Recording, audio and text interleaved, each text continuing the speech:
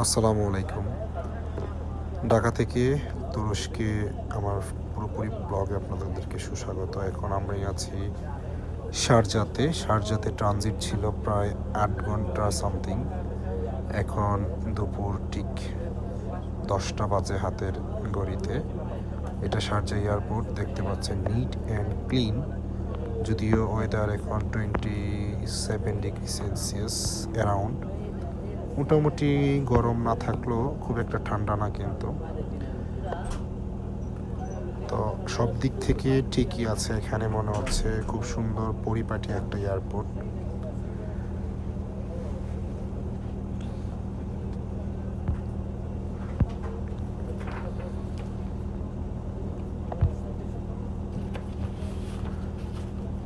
যেহেতু শারজা থেকে ইস্তাম্বুল যাব, আমি এয়ার আরাবিয়া চয়েস করেছি। সামনে দেখতে পাচ্ছেন এয়ার আরাবিয়ার সবগুলো প্লেন কিন্তু এখানে স্ট্যান্ড করে আছে। 4 ঘন্টা টোটাল জার্নি।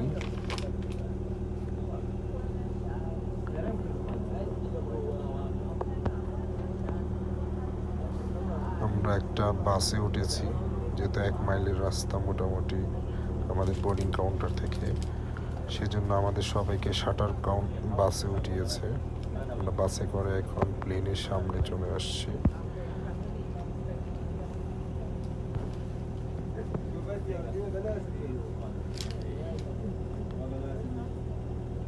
এটা হলো আমার প্লেন, যেটা দিয়ে আমি ইনশাল্লাহ আজকে রওনা দিচ্ছি কিছুক্ষণের মধ্যেই।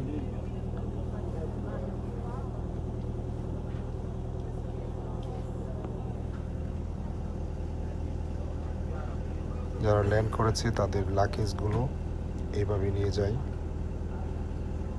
আর প্যাসেঞ্জারগুলো বাসগুলো।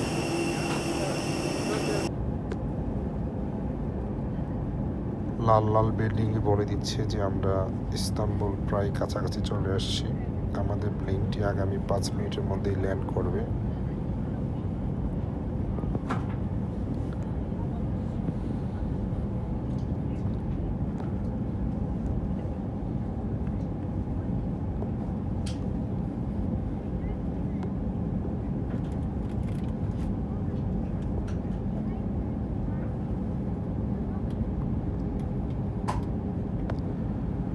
মোটামুটি ইস্তাম্বুলের ওয়েদার কিন্তু 13 ডিগ্রি সেলসিয়াস, মোটামুটি ভালো ঠান্ডা।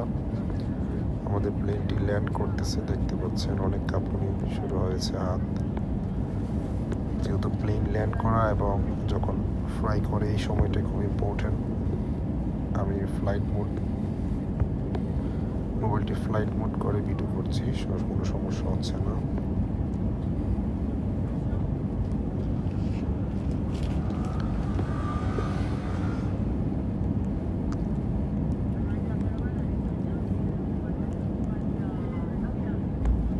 পৃথিবীর অন্যতম বাণিজ্যিক ট্রানজিট এরিয়া বলা হয় তুরস্কের ইস্তাম্বুল এয়ারপোর্টটিকে।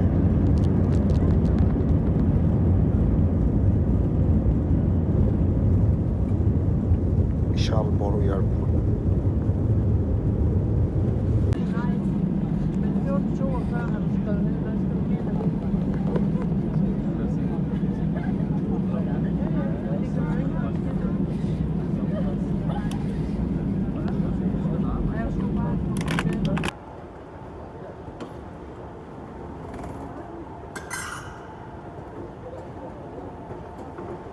এই 30 মিনিট যাবৎ হাঁটতেছি, কিন্তু এয়ারপোর্ট শেষ হচ্ছে না।